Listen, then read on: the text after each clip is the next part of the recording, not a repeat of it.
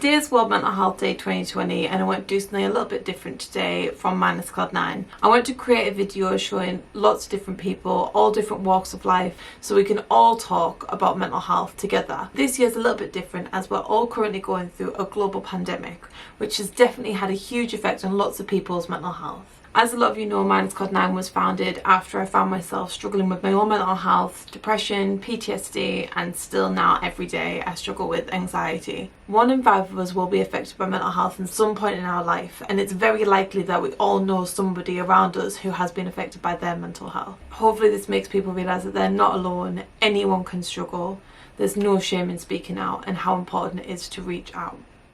Hello. Hi Ian. Hi. Hello. Come in. We're here to talk about your experiences with your mental health. Any new things that you've discovered that have helped you cope, or do you feel that you've helped anyone through this time who may have not been previously dealing with their mental health but have felt it since Corona? Yes, I have, and I think we all have. It's been really hard to keep positive about anything, to be honest. A lot of friends of mine have been feeling lonely, saying that their mental health is not good. A lot of people are suffering. They kind of feel alone.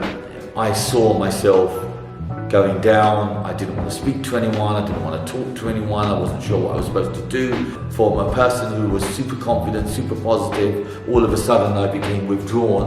I do things and suddenly my brain goes to a place that I don't want to be in. It's very dark and it's very sad. I wake up in the morning and a few seconds later it felt like the day was gone, where I haven't achieved anything.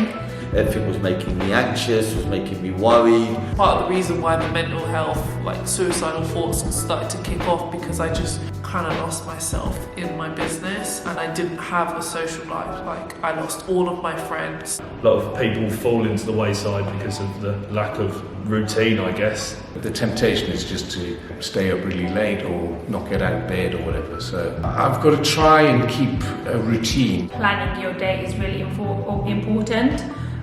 So you have something to look forward to during the day. Having a creative outlet or hobby to sort of put yourself into and work towards getting better at, that works for me. I learned new coping mechanisms, so I started painting, which I haven't done since I was 16.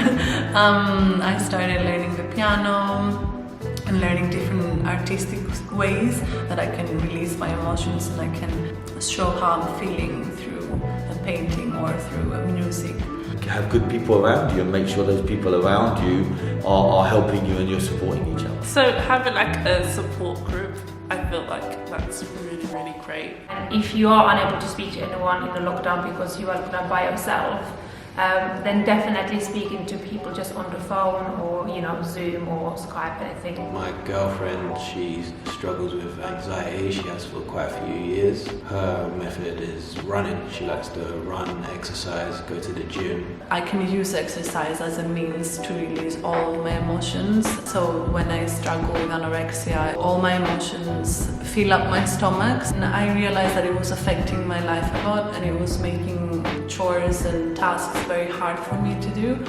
So I thought that it was good to start talking about it. I mean, I find it quite hard to talk about those things, but it's good to hear the conversation around you and everybody is much more honest about how they're feeling. I think that's the most important part, being honest with yourself and having a journal that is private to you allows you to be honest.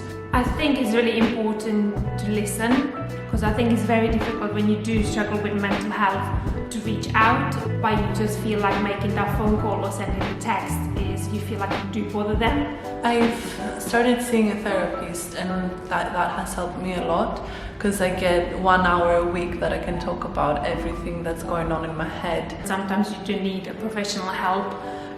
So I think maybe to suggest to speak to a professional and help them to make that step forward. -Cloud9 is a movement. It's about sharing your story, your experience, helping others, showing that compassion and kindness. I love the way it has brought people together, the people sharing their stories. Getting rid of the stigma, not feeling ashamed for having an eating disorder, for having depression, anxiety, anything that's bothering you. And also how it's really open, you can share things in the platform, you can meet people that are going through the same things as you or similar things, and you can talk to people. It's building a community and putting an end to the stigma. It gives you a sense of comfort, that you can be open, you can be honest about who you are and what you're going through, and no one is going to judge you. It's a community and it's a way of feeling good and unapologetic.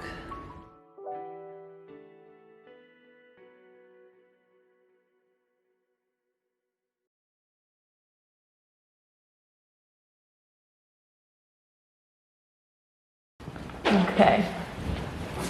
Casting couch. I'm going to include that. Fuck this up. Don't worry.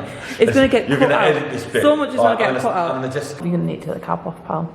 Oh no. I literally can't see your eyes.